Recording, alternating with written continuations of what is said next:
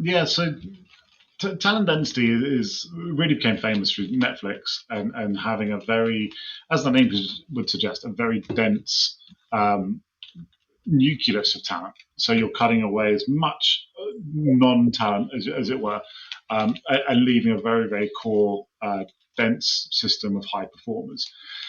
Um, Theoretically, it's not dissimilar from kind of your top grading type program, etc.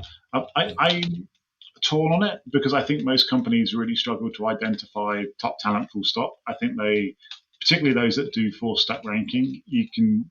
It's very, very hard to have any kind of talent density metric when you're four-step ranking because you're comparing to other teams, and the stat ranking just doesn't compare in my brain at least.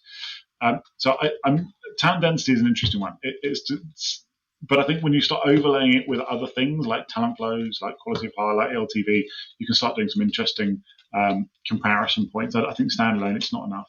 The LTV is a concept that's essentially gone from similar to consumer lifetime value. So if you're in a B2C organization, your company will have a lifetime value of the customer. How much in the entirety of their customer interaction with us is this customer going to be worth to us? And ELTV is essentially a play on that. It's how much of your value is above the line versus below the line. So if you're first joining an organization, if you think about the line as like the average value that you're going to give back to an organization, when you're first joining, you're onboarding, you're probably not actually giving too much to an organization. You're onboarding, you're learning the ropes, so you're going to be below the line. Then you start performing, you start over delivering and hopefully doing well. You kind of go above the line, and then you keep doing great stuff, and you might get promoted, and you keep going above the line. If you ever get a bit jaded in life, or your priorities change, or you just aren't quite with it, you might start dipping, and your performance dips a little bit, and then you might go below the line.